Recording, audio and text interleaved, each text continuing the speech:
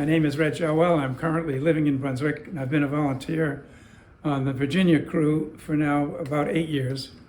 And I'm pleased to welcome you to this talk about Hōkūle'a, the vessel you see right here. Like Virginia, she's a reconstruction, not of a specific ship, but of the type of ships that sailed in the southern Pacific waters over 1,000 years ago. I'll begin my talk by presenting a brief recounting of the story behind the building of Hōkūle'a, and then present some history of early Pacific exploration. I'll then describe some of the navigational techniques, in particular the star patterns, that were used successfully by the crews of Hōkūle'a on her various journeys since her launch in 1975.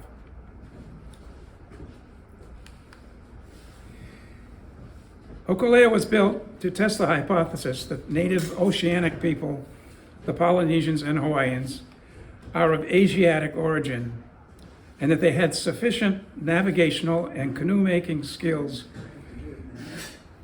to travel purposefully long distances across the open ocean to populate the Pacific Islands from Asia.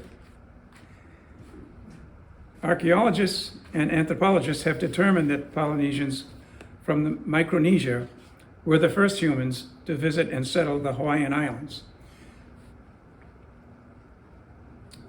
Sometime between 1000 and 1200 AD. The Pacific Voyaging Society, which was formed in the early 1970s, wanted to challenge the notion that Polynesians had discovered and settled the Pacific Islands only by accident. Hōkūle'a was built in Hawaii between 1973 and 1975 by the Polynesian Society. And in 1976, she completed the voyage from Hawaii to Tahiti, a distance of some 1,200 miles, sorry about that, using traditional navigational techniques that had been almost completely forgotten by modern-day Polynesians. Hōkūle'a's voyage revived the legacy of exploration, courage, and ingenuity that brought the first Polynesians to the archipelago of Hawaii. And you'll see this slide a number of times as I go through my presentation, just to give you an idea of, get the spatial relationship between the various points of the Polynesian triangle.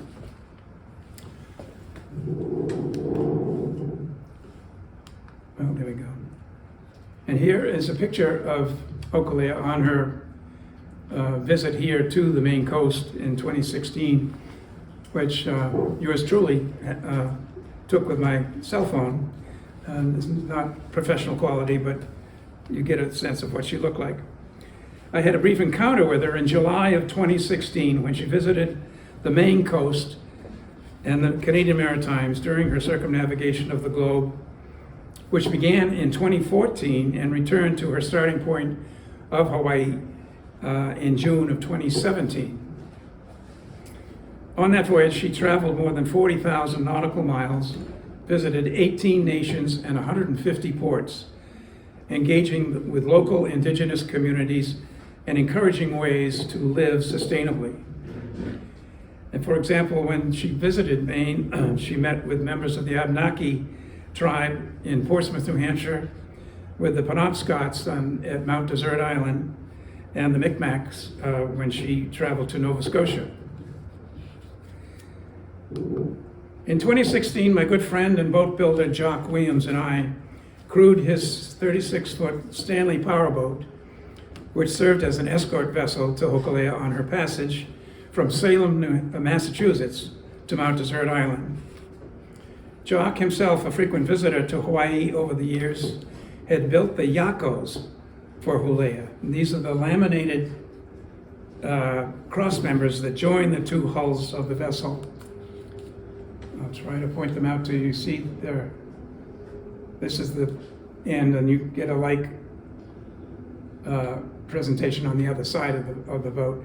But they join the two hulls together and also support the working platform, or the deck, if you will, of the boat. In my talk tonight, I'll mention some design aspects of Hōkūle'a, but will focus mostly on the concepts of traditional open ocean navigational techniques and not her construction. I'll say only that Hokule'a was built according to traditional design of a voyaging canoe, but using modern construction techniques. I need to preface my remarks tonight with proper attribution to two books that are the basis of my presentation. One is entitled Hayaiki Rising by Sam Lowe, on the left there, a man of Hawaiian lineage and frequent early sailor on Hokule'a. The other is Pathway of the Birds by Andrew Crow, an author from New Zealand and student of early Pacific settlement. The first book describes the origins of Hokule'a and her early voyaging. The second deals with the larger exploration of the Pacific by Polynesians throughout the ages, especially by utilizing stars, wave and swell patterns, currents, and archaeological evidence of their early voyaging. I recommend both books to you for a broader description of their respective subjects. I should mention that the word Hayaiki, although it looks like Hawaii, actually means homeland in the Hawaiian language. And the concept of their navigation is on a journey, your destination, you try to make it rise out of the ocean. You have that concept in your head and use the various tools to sort of make that happen. Again, the book can display and explain that concept much better than I can. If the subject interests you further, you can also consult the internet. Just Google Hokule'a or the Polynesian Voyaging Society. And Jim, I don't know if we have that one on the screen or not. That was the bottom of the screen, but that's It was? fine. Yeah. Oh, I'm sorry, it's it. Thank you. The latter, that is, if you go to the internet, the Polynesian Voyaging Society provides history as well as reports of ongoing activity of the vessel. Okay, much has been written about the settlement of the Pacific Islands, but only recently has a consensus been established that the area has East Asian and not South American origins. You may recall in 1947, Thor Heyerdahl, a Norwegian adventurer, set off with some friends aboard a raft by the name of Kontiki on a downward passage into the Pacific Ocean from Peru. And his destination was Rapa Nui here, and the coast of South America would be over in this area. And that would be a distance of some 1,500 miles were he successful in his voyage. This is a picture of 4 moai, the local name for those megalithic statues that were erected on the island. Heyerdahl's effort was an attempt to prove that these statues were not the work of Polynesians, but instead of master stonemasons from Peru. His hypothesis was that Polynesia was populated by South Americans and not Polynesians.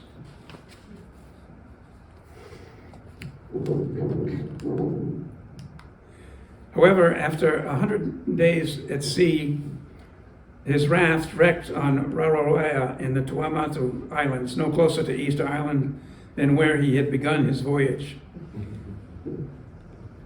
And let's see, so he sort of ended up over in this area rather than at Easter Island. Though this voyage attracted a great deal of attention at the time and was the subject of a very popular book, it did not prove his hypothesis. Much earlier, Captain James Cook, on his ships Resolution and Discovery, explored the Pacific Ocean in the 1770s. After his voyage, he postulated that the Polynesian island people from Rapa Nui all the way to Hawaii demonstrated a strong commonality in culture, language, and customs and that this suggested these people had a common origin. Further study of these characteristics, and now DNA and archaeology throughout the region, have established that the source of settlement was clearly Polynesian and not of South American origin. That is, from west to east. Where in the west did they come from? Well, probably from the Micronesian area over in this area. The exact source is not determined.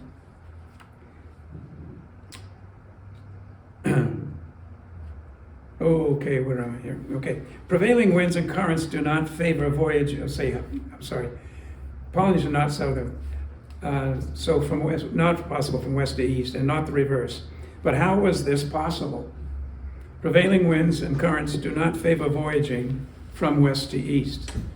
You have the northern equatorial current as well as the southern equatorial current, all going from east to west, as well as some of the prevailing trade winds. In addition, Polynesians were viewed by the Europeans as primitive people. How could they have come to occupy such a vast region as the Pacific Ocean, the surface area of which exceeds the size of the landmass of Europe, without the benefit of modern instruments?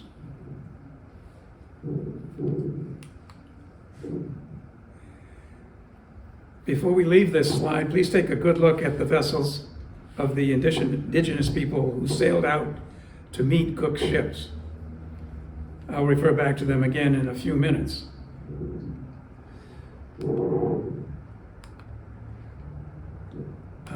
Here we go. Thank you.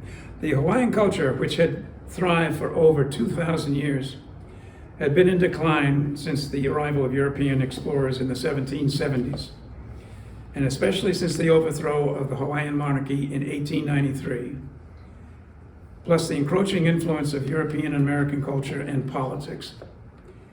Much of Hawaiian customs, religion, and language had been suppressed by Heioli dominance of society, and especially education. And the word Heioli is an Hawaiian term for Caucasian or white people. For many years, native students were punished for speaking Hawaiian or even dancing the hula in school. And white man's diseases, especially smallpox, had decimated the native population. An awakening to this history began to take hold in the 1960s and early 70s. Hokule'a was built at that time in Hawaii as part of an eventual symbol of the Hawaiian Renaissance, which continues today. Her creation was inspired by descendants of native Hawaiians who sensed that their culture was ebbing away, and they sought answers to the settlement of Polynesia and the revitalization of their history and customs. Key individuals in that initial effort were Nainoa Thompson and Mau Paialuk. And that's Mau shown on the left, and Nainoa is on the right. There's a young man in his, I guess, late 20s about. Mau was from Sadawal in Micronesia. Again, over in this area here.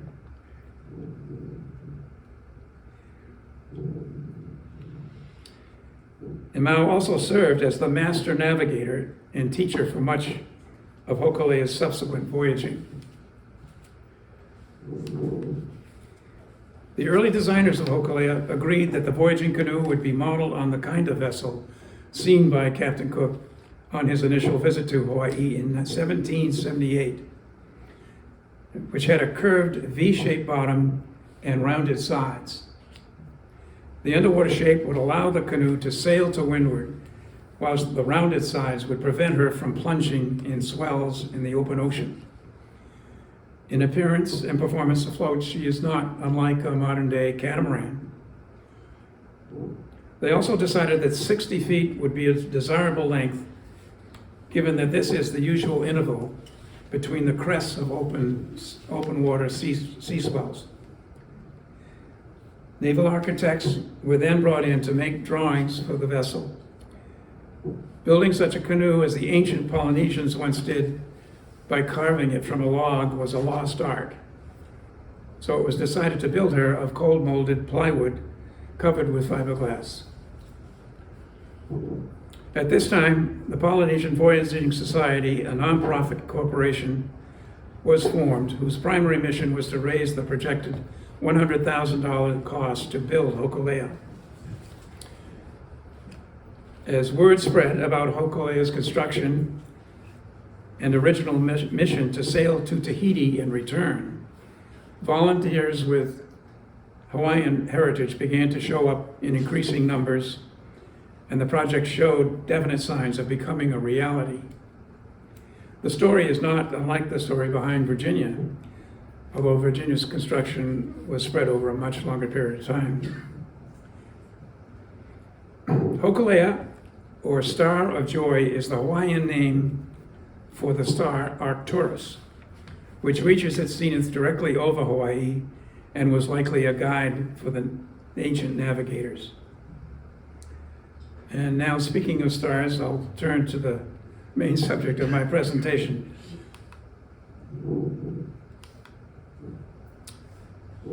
This is the view of the Milky Way over the observatory at the summit of the Hōkūle'a crater on Big Island. The novice's view of the heavens on a clear night is both a beautiful and overwhelming sight. The concept of using particular stars as guides to very distant locations seems like a near impossible task, especially without the benefit of sextant, compass, navigational chart, or written instructions to convey to the navigator. Hawaiian oral traditions say that the ancestors employed the stars to sail across vast areas of ocean. So an important part of Hokule'a's mission was to discover, if possible, how the early Polynesians used the stars for navigation. It was very important to the founders of the society that, if possible, they rediscover this mode of navigation and use it to make the voyage to Tahiti. Fortunately, they had identified Maupoli, as I indicated, whose picture I showed you earlier, who lived in Micronesia and possessed these navigational skills. The isolation of this island and that of the other Micronesian islands had resulted in the preservation of a seafaring life that was unknown elsewhere. Mao and a handful of sailors still practice the ancient way of navigating handed down orally by generations of their ancestors. As you might imagine, learning this navigational system was not an easy course of study. The mode of instruction consists of the Polynesian or Micronesian star compass, laid out on a mat or beach sand. 32 lumps of coral or stones in a circle were called star houses.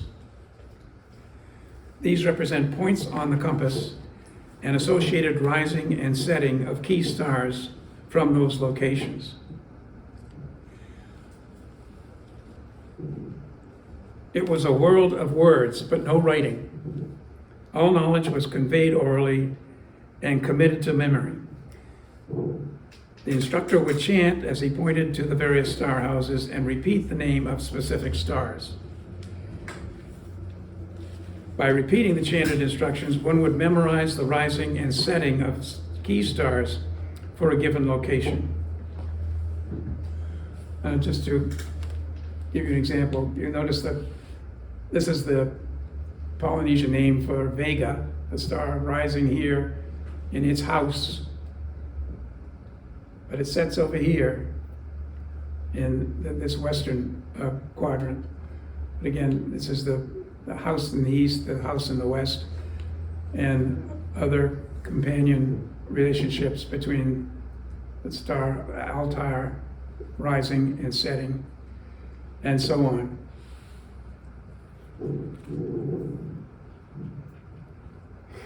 So by repeating and chanting instruction, one would memorize the rising and setting of key stars for a given location. Typically, this would involve reciting the name of a key star that rises from its house in the east and sets in its house in the west. The challenge for the navigator was to identify and note the key stars as his vessel moves north or south to different latitudes. I speculate that this technique is similar to that of a person learning a new song, which has a familiar melody that is associated with specific lyrics. So when you hear the melody, the associated lyric or characteristics of a star can be recalled. This is purely a hypothetical thought that I had. You find yourself humming a tune, and pretty soon you're singing the words. You don't know where they come from, but they got implanted in your brain somehow. In the book, Hawaii Rising, the experience of Nainoa as he learned to use the star compass are cataloged. He was one of the key players in the building and sailing of Hokule'a on several voyages. He was obsessed with learning the art of ancient navigation, which he did by spending many hours studying his native sky in Hawaii.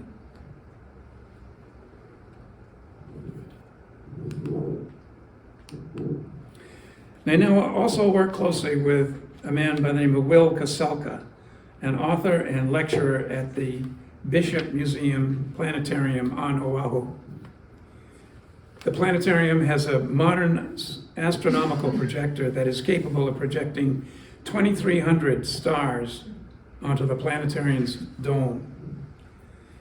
Individual projectors presented the sun, moon, and 5 planets: Mercury, Venus, Mars, Jupiter, and Saturn, as well as constellation overlays.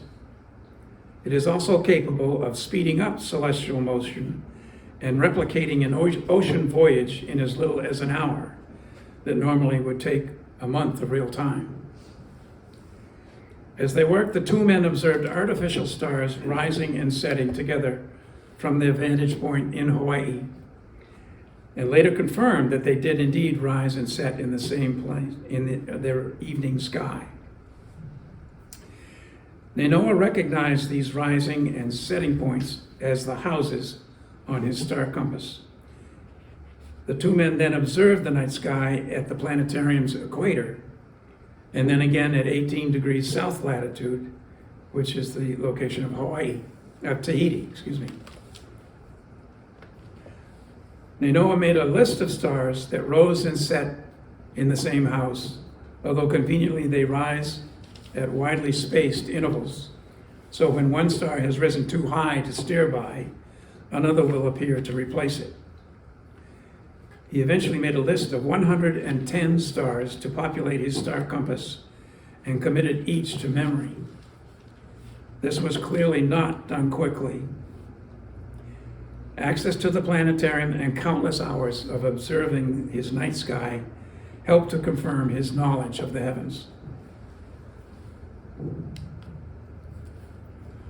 In addition to coordinating latitude positions to the position of stars seen rising at the horizon, Nainoa wanted to develop a method for measuring a star's altitude in the sky at its zenith and associate that with the latitude of his vessel. He and Will Kaselka developed a technique for estimating latitude by using stars that were already above the horizon. He was able to calibrate points on his hand that reflected varying degrees of altitude from 6 to 23 degrees. This struck me as particularly unique because I think using your hand to make such measurements while the deck is doing this all the time is a bit of a challenge. Nonetheless, with these numbers memorized, and after much practice, he set out to measure specific stars which at key latitudes would become important waypoints on the voyage south from Hawaii to Tahiti and on the return trip north. In Hawaii, they noted 3 stars in the Southern Cross whose distance between them equaled the distance between the lower star. Reg, gotta go forward on I'm sorry, but I did. Didn't say. Sorry about that. 3 stars in the Southern Cross whose distance between them equaled the distance between the lower star and the horizon. When this situation occurred, they would they were in Hawaii, 21 degrees north latitude. Another technique that Thompson and Koselka developed was called simultaneous settings. They noticed, for instance, that at 15 degrees north latitude, the 2 stars, Mirzam and Betelgeuse, would set together. Using the planetarium's displays, they realized they could travel in accelerated time from Hawaii to Tahiti and back, noting the setting of specific pairs of stars and their associated latitude. Moving south 1 degree at a time on the way to Tahiti, they observed 11 pairs of simultaneously setting stars and noted the latitude of their position at each such observation.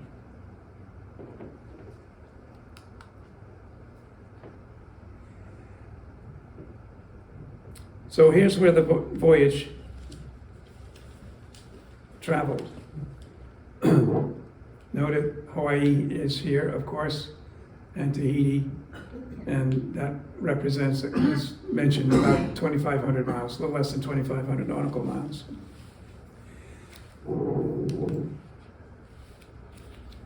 You've already seen this slide. The Southern Cross appears at 21 degrees north latitude at Hawaii, the starting point of the journey. Here's the pattern of the Big Dipper at 16 degrees north latitude. The ship has obviously moved south. Again, looking at an equidistant Kochab to Polaris and Polaris to the horizon.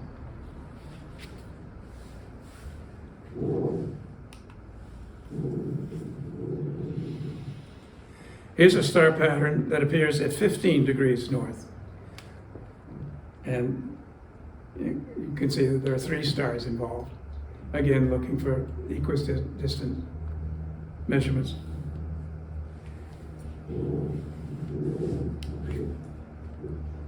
Here's a simultaneous star setting pattern that confirms the 15-degree latitude positioning. So using different stars at a different purpose. Moving further south at 11 degrees north, this is the vertical positioning that indicates the vessel has reached that point.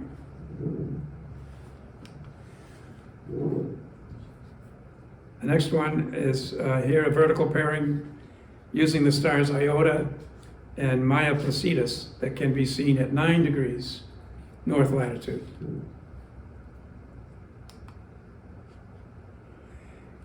At 5 degrees south, Adasic and Furcad may indicate that location.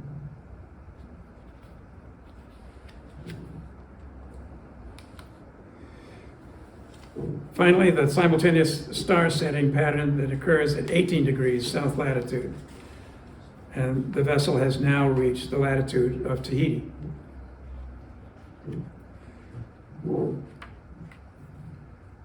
So from 21 degrees north to 18 degrees south, we traveled through 39 degrees of latitude, and each degree is worth 60 miles of travel, so 2,340 miles to make that journey. I'll make a cautionary comment now. If any of you may be contemplating a trans-Pacific voyage, star-based navigation allows navigators to locate their position at north and south latitudes.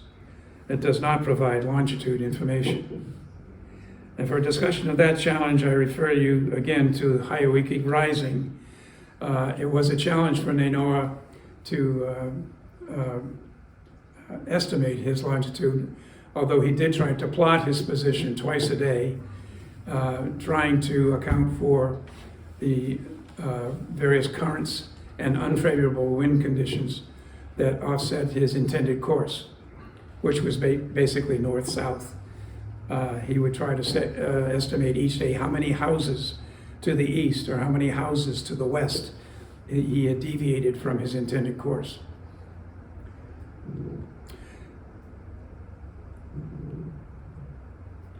I should mention too that Hokule'a's voyages are monitored by satellite as well as by a chase boat to ensure that the traditional mode of navigation did not get Hokule'a into trouble. But Nainoa was also very sensitive to the fact that he wanted to do this the original way. So, as I say, there was not constant confirmation every day as to, yeah, you're where you intended to be or not. There was very little of that, and as it turned out, he was very close in each of his observations. Is Tahiti and Hawaii the same longitude? No, not quite. But we go back to the. I don't think there's a nearby slide. Right. The lines. There we go. Yeah, they're not on longitude lines on longitude. So it's pretty almost to say it's slightly. I would say 165, 170 rather than 180 on a compass heading.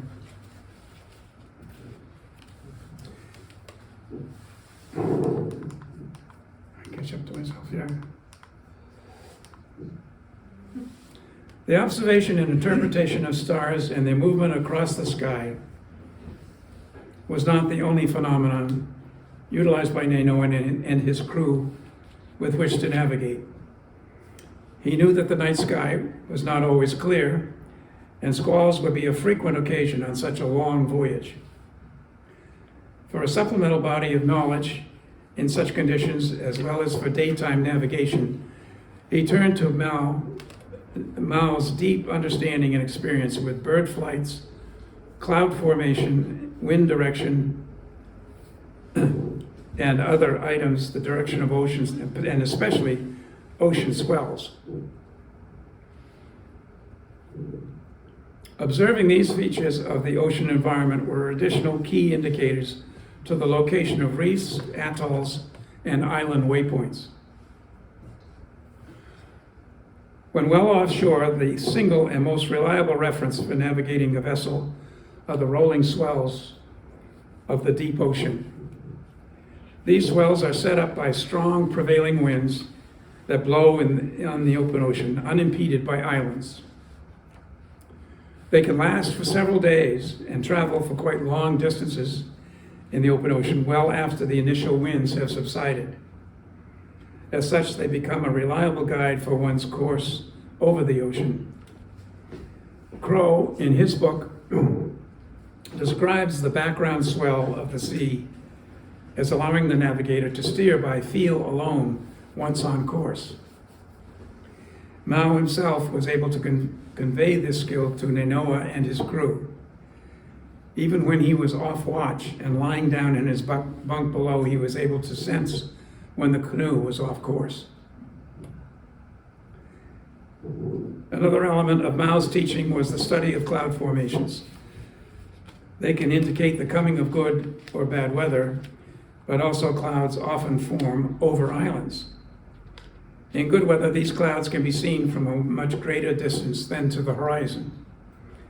Also, a cloud's color may indicate the presence of atolls or shoal water because the underside of those clouds can reflect color of sand or vegetation on islands or atolls that are still below the horizon.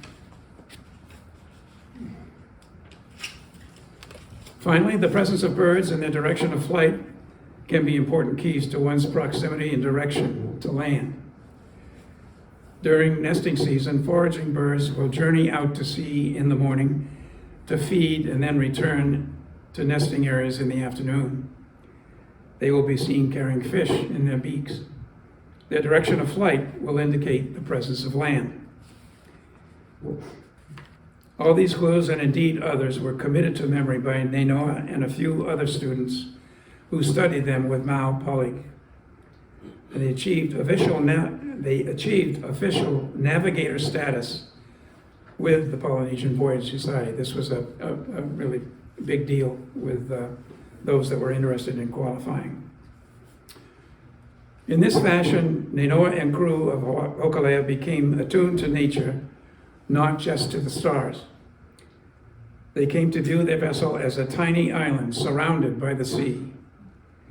They learned that they had to manage their resources well and use their powers of observation to ensure that they arrived at their destination before exhausting their supplies. From those experiences, they came to appreciate the value of good stewardship of resources. And these educational and environmental activities have since become a major focus of the mission of the Polynesian Voyaging Society. I'd like to offer a final observation regarding Hokule'a and the people who sail her.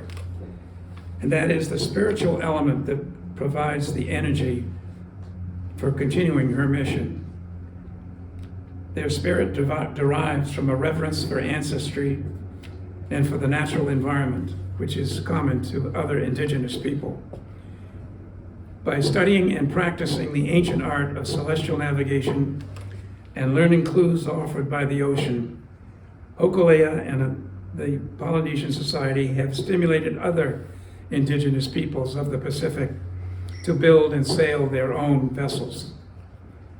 The Maori of New Zealand, the Tahitians, and people of several other cultures now voyage throughout the Pacific in their own sailing canoes and are also experiencing a cultural awakening. Much like the Virginia and Maine's first ship, they seek to honor the shipbuilding and voyaging tradition of their culture. That mission was very evident in my experience with the crew during her visit in 2016. Their aloha spirit was most engaging and a true joy to experience. Thank you, and I'll answer any questions if